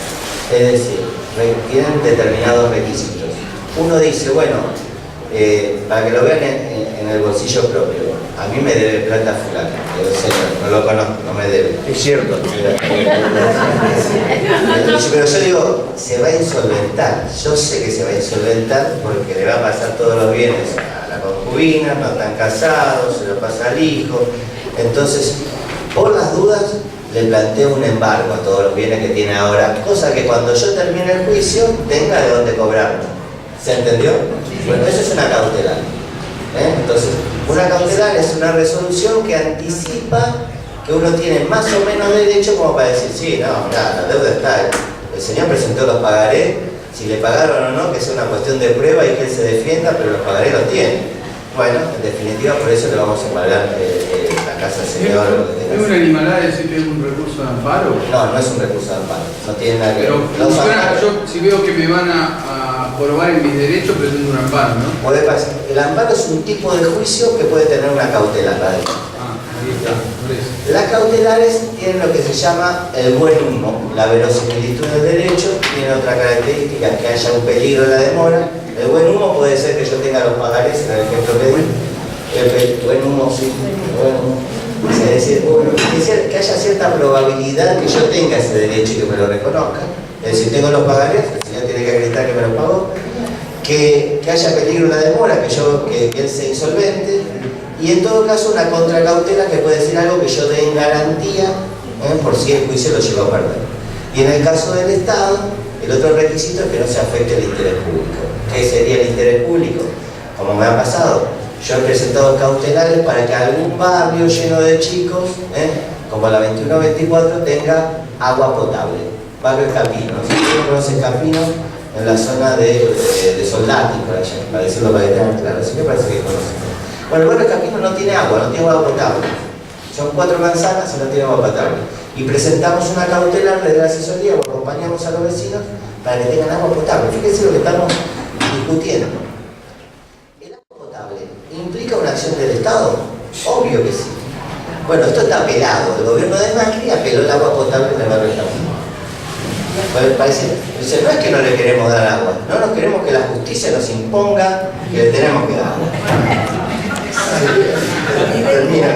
Entonces, esto que es algo loco, fíjense que esta cautelar que obliga a una contratación, porque el gobierno no tiene agua, es de una empresa prestataria. Ojo, con el agua potable yo no estoy diciendo haga las cloacas, haga las cañerías para entregar agua potable. Lo que estoy diciendo es dele agua potable. Si usted quiere poner camiones cisternas, ponga camiones cisternas. Si quiere repartir bidones, reparte bidones. Si quiere llevarlo de a vasito, llévelo de vasito. Yo lo que le pido es que cada chico tenga agua potable a su disposición. Bueno, esto implica una contratación administrativa, ya sea con el camión de cisterna, con la empresa o con alguien que tiene que llevar adelante la implementación de agua potable. Yo esto no lo podría hacer, lo puedo hacer en la ciudad porque todavía no tenemos una normativa así, con estas cuestiones de las cautelares, aun cuando tiene necesidad. Si bien la cautelar habla de sectores vulnerables, esto también queda de discrecionalidad del juez. El proyecto habla de que estas cautelares no tienen que afectar a sectores vulnerables. Hay que ver que se entiende. Porque algunos pueden decir, no, mire, la contratación es millonaria. Y es verdad, por ahí llevar camiones a cisterna implica algo que no tiene ni siquiera asignado el Instituto de la Vivienda para su propio presupuesto y tiene que sacar de otro lado. Pero esto es un problema del Estado, ¿no? Es decir, el interés público del Estado debería estar en que todos tengan servicios mínimos. Cuando hablo del derecho a la vivienda, esto lo digo, no estoy hablando de la vivienda en propiedad. Yo, que creo en el comodato social, no es que cada uno tiene derecho a su propiedad, tiene sí a vivir en una vivienda digna, que sea propia o que sea estatal. Es una fuerte discusión esto quizás. Pero bueno, tiene que ver con esto. Y esto implica erogación, implica obra pública, implica contratación administrativa, lo que estaría conceptuado dentro de este régimen de medidas cautelares al cual yo no podría acceder a dar una solución. Esto es lo que yo quizás no me opuse, pero no alcanzamos a firmar la reforma por esto. Ahora, ¿cómo es que lo que planteaba una ley se puede frenar así? Porque la ley es una votación de los representantes del pueblo. Todas las leyes se pueden frenar. Las leyes. Todas las leyes tienen lo que se llama un control de constitucionalidad técnica, y eso le corresponde a cualquier juez de la República Argentina. Cualquier juez, por el sistema republicano que tenemos nosotros, cualquier juez de la República Argentina puede analizar la constitucionalidad de la ley. Eso ha implicado que algún juez de Mendoza decrete una medida cautelar en contra de la ley de medios. Pero el argumento de que sea una ley muy utilizado no es un buen argumento, porque todas las leyes tienen algún tipo de poder ser atacadas sobre su constitucionalidad, no solamente una conducta del Poder Ejecutivo. La constitucionalidad también es un examen sobre la ley. El sistema republicano es republicano justamente porque hay pesos y contrapesos entre los poderes. Para la designación de un juez hay una cuestión técnica del Consejo de la Magistratura y cuestiones políticas donde interviene el Ejecutivo y el Legislativo. En el control de constitucionalidad, el Poder Judicial controla de alguna forma que las leyes sean constitucionales y no afecten derechos, así como justamente el Poder Legislativo controla la designación de los jueces, porque si yo no tengo acuerdo legislativo no puedo ingresar al Poder Judicial. Entonces es un régimen de pesos y contrapesos. A veces pesa más uno, a veces pesa más otro. ¿Y hoy en día qué controla cautelar? ¿Hay un límite de tiempo? ¿Hay un límite de...? A ver, el límite del tiempo tiene que ver, de alguna forma, con la eficacia de los abogados, con la eficacia de quienes intervienen. Lo que sí, no se dice que cualquier cautelar es modificable.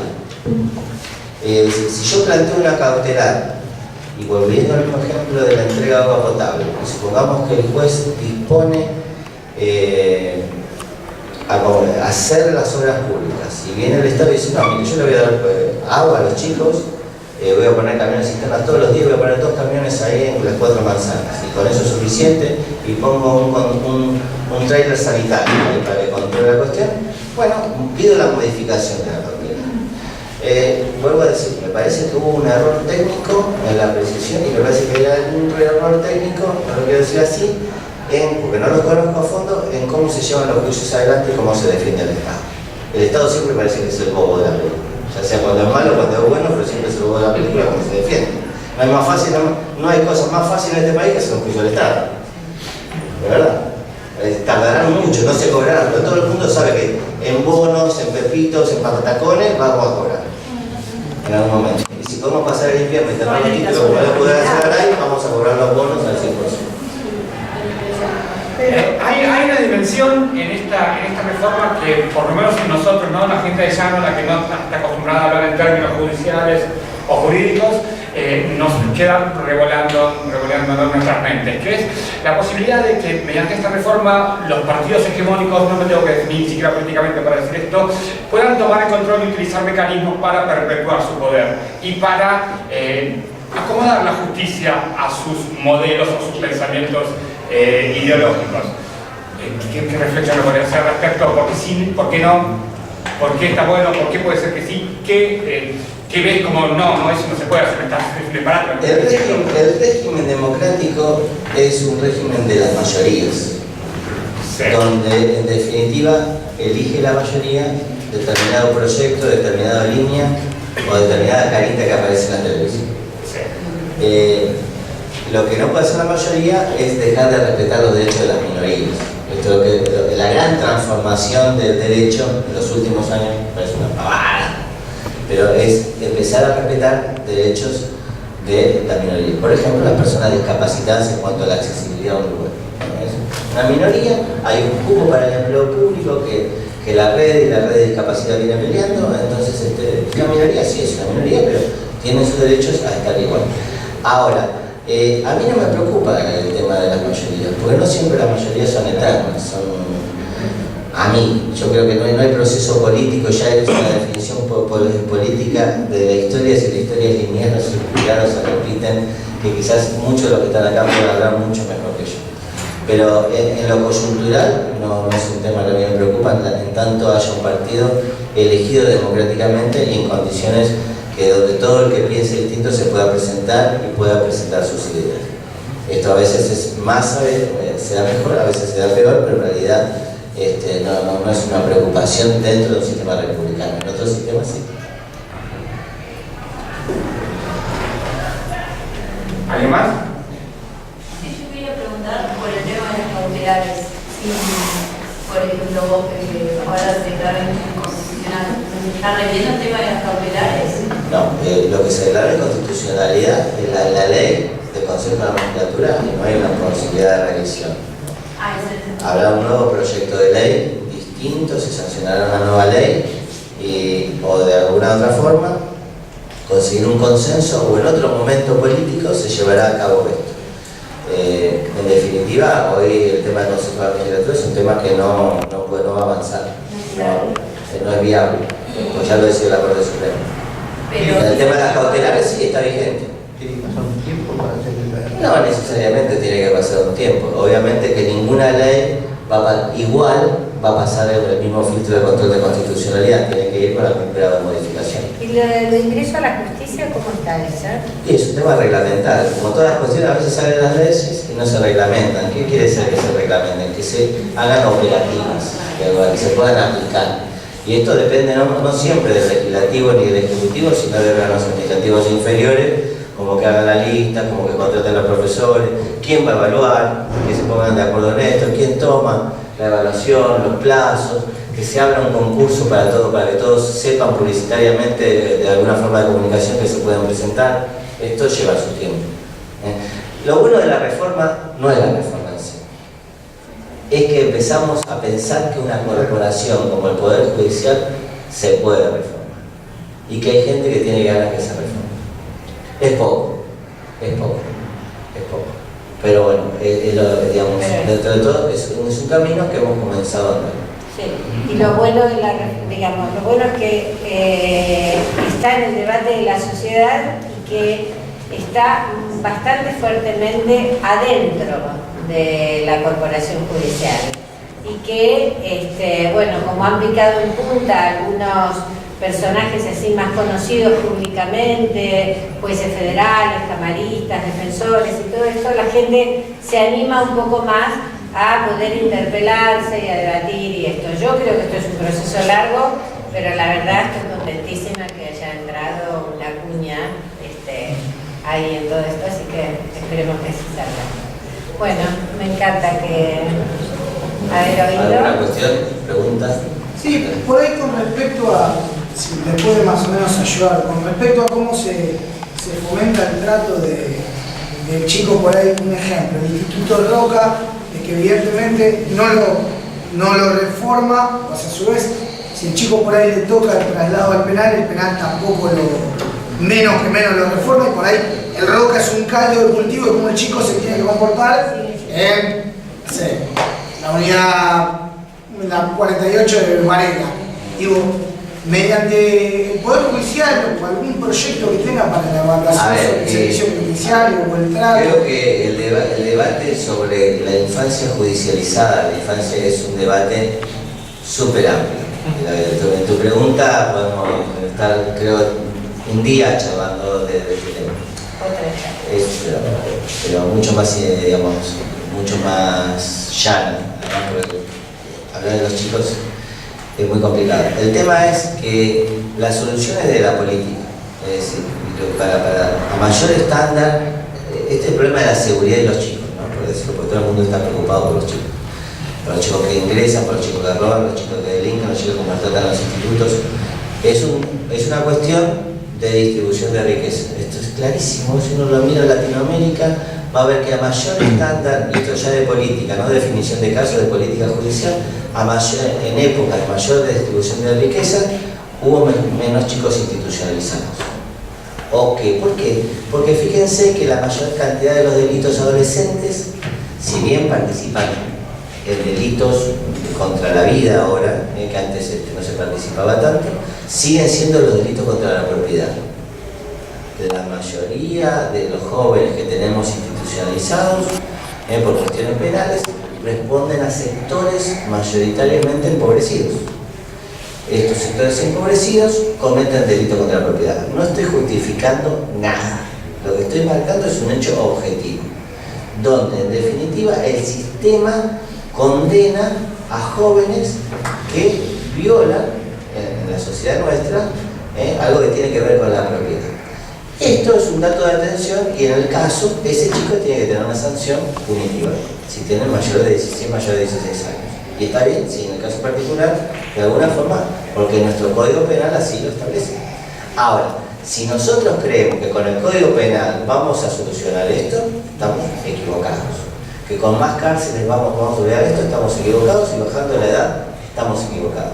La solución es, como esto no tiene rédito electoral, ni para el kirchnerismo, ni para el macrismo, ni para un montón de gente, es una política de transformación de 2 o 3 décadas donde aumentemos el estándar mínimo que tiene que ver con salud, es decir, con vivienda, con salud reproductiva, con alimentación, donde en definitiva podemos hacer un examen nutricional de todos los chicos y no tener que decir, uy, los chicos de la 21, 24, 25% tienen plomo en sangre. Quedó en la noticia ahí. Entonces, podemos ir de ahí, sí, podemos hablar de los chicos del Paco, de los que se paquean para salir a robar, los chicos que se institucionalizan por los padres, el sistema de adopción, el sistema de institucionalización, un montón de cuestiones que son, pero en definitiva, lo que le falta a los chicos, históricamente, que se ven, que llegan al sistema judicial, al sistema de familia, del sistema penal, es la violación de sus derechos económicos, sociales y culturales. Y después viene, obviamente, sus derechos subjetivos, que son intrafamiliares, donde muchas veces los padres conculcan derechos. Y de otra cosa, muchas veces los pobres también conculcan derechos de los chicos, no es que por ser pobres no conculcan derechos. Pero los hijos de padres universitarios ingresan a la escuela primaria más o menos con 1000 palabras. Y los hijos de padres sin escolaridad primaria ingresan con 40 palabras. Ahí arrancamos la escalera.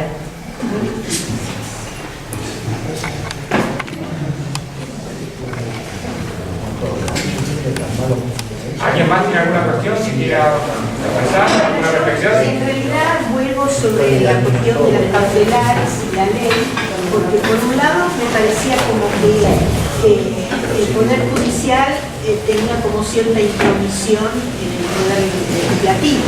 Y por otro yo estaba pensando si a lo mejor la sanción de la ley no tendría que tener implícita su legitimidad. No necesariamente. En el sistema republicano y constitucional argentino hay un sistema como el eje de pesos y contrapesos donde de alguna forma el Poder Judicial controla la legitimidad y la constitucionalidad de las normas. Ha habido históricamente, dentro de la República Argentina, un montón de leyes que han sido declaradas inconstitucionales.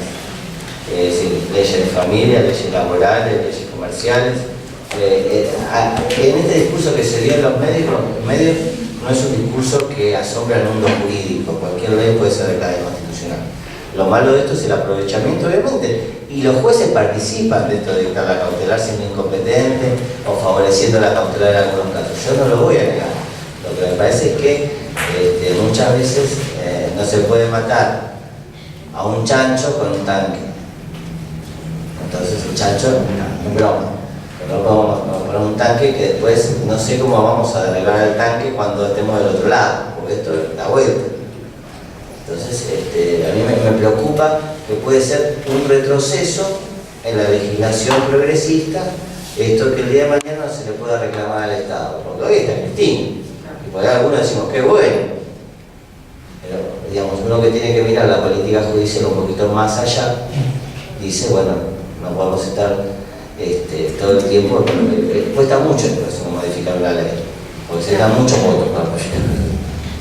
Claro, si viene un tipo que llena de cosas, no construye las escuelas, queremos parar una obra, esto para nosotros desde que Gustavo está en la asesoría tutelar, le venimos pidiendo cautelares para...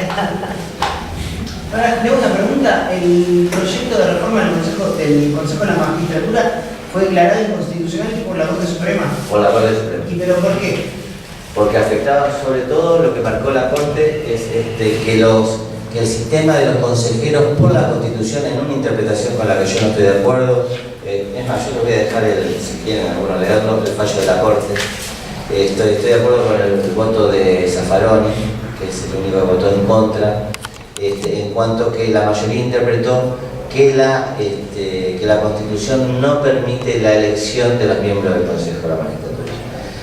Como dije antes, la interpretación constitucional que hacen los propios jueces toman una decisión y después en todo caso se busca fundamento, y esta fue una decisión política, absolutamente política, de cómo la Constitución, yo digo lo que dice la Constitución, yo le hago decir lo que dice la Constitución, y es un juego de pesos y contrapesos también en la política judicial.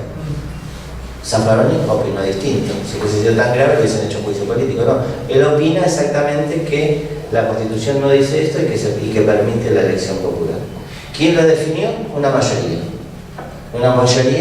en la Corte, que quizás es más hegemónica que una mayoría popular, porque los jueces, mientras no nos portemos mal, o no ascendamos, o no nos tengamos que morir, nosotros seguimos por toda nuestra vida en los cargos. Quizás esa mayoría es peor que nada. Pero entonces es lo único de la reforma judicial que se declaró inconstitucional. Es lo único y los de la otros reforma. sí. Los otros están bien leyes y cada una tiene su número de ley y está aprobada. Algunas faltan reglamentarlas, como el ingreso democrático todavía, pero que está en camino. Las cautelares están vigentes, la ley de cautelares está vigente contra el Estado Nacional, no contra el Estado Provincial. Y bueno, también el tema de Internet y la declaración patrimonial. Yo tengo que presentar la declaración patrimonial a fin de mes, porque ahora se pone en movimiento y todo el mundo la empieza a poner. Nosotros en la ciudad ya lo teníamos, así que eso está en funcionamiento. Y con lo único que, en lo personal, yo estoy totalmente de acuerdo con el tema de la ley de las cautelares. Pero no sé, las leyes de las cautelares, ¿en qué pueden perjudicar a partir de ahora? ¿Qué límite le ponen a las cautelares? Si yo quiero hacer una obra pública, lo digo claramente, el Hospital de Clínicas es un hospital nacional, no es un hospital de la Ciudad de Buenos Aires, es un hospital nacional, que depende de la Universidad de Buenos Aires, que es un organismo dentro de la égida del Estado Nacional. Cualquier obra pública, si uno está de acuerdo o está de acuerdo, imagínense que los médicos no están de acuerdo, o algún sector político se le ocurre hacer una obra pública ahí o sacarlo de un sector, no la podríamos parar con una cautela. Tendremos que hacer un juicio, terminarlo. No existen más esas cautelares. No existen más. Existen, pero con mucha restricción. Eso es lo que quiero decir. Que tienen tanta restricción que es muy difícil que un juez la pueda dar. Pero la restricción no tiene que ver con el trámite de lo cautelar más que con la posibilidad de la medida cautelar. No, fíjese, la primera restricción que tiene es que el juez al tener que expedirse, muy técnico, que cuando se expide sobre la cautelar tiene que fundar su competencia. Como la cautelar siempre fue urgente, se dijo que cualquier juez podía dictar la medida cautelar. Hoy tiene solamente que ser un juez competente que tenga la competencia para dictar esa cautelar. Un juez laboral solamente puede dictar una cautelar para una cuestión laboral, un juez contencioso administrativo para una cuestión administrativa, y así va a ser. La segunda es la cantidad de requisitos que se le han sumado a la cautelar. De alguna forma, en algunos ítems tienen 2 grados de verosimilitud. La verosimilitud del derecho y la verosimilitud de la legitimidad del acto. Esto es complejo porque es derecho administrativo, pero se han sumado algunos requisitos. No es que nadie derogó las cautelares. La temporalidad, la vigencia sobre 6 meses, nada más, o hay que resolver sí o sí. A veces los procesos en Argentina no duran 6 meses. Lamentablemente, ojalá durasen 6 meses, pero no duran 6 meses. Ningún problema, ningún proceso. Si alguna vez usted se divorció y se peleó con su marido en un proceso judicial, no duran 6 meses. Un cobro de pesos, un pagaré, no dura.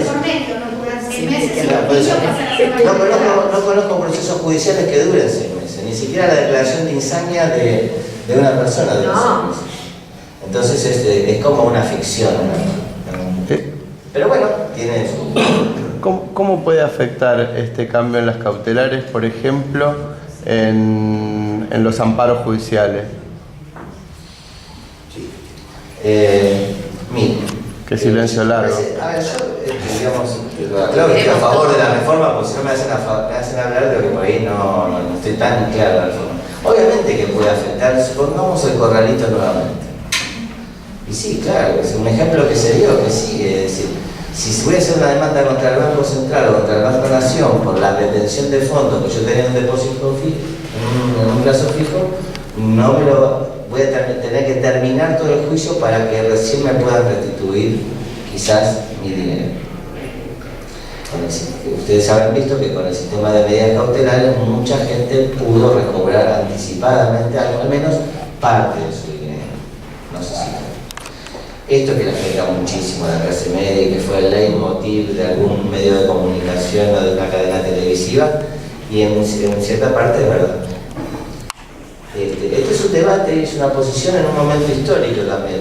En este momento histórico, para el Poder Ejecutivo Nacional es trascendente sacar la ley de medios como definición política. Y yo creo que tampoco son tontos, asumieron un costo. Esto como, es decir, ¿por qué? Porque el país necesita determinadas decisiones políticas para poder de alguna forma mantener la gobernabilidad que la mantiene el Poder Ejecutivo Nacional. Entonces, de alguna forma hubo que tomar decisiones, y a veces las decisiones tienen algún costo político para algún sector. Bueno, cerramos acá. Agradecemos a nuestros visitantes que nos hayan ilustrado y además que haya sido tan ameno y tan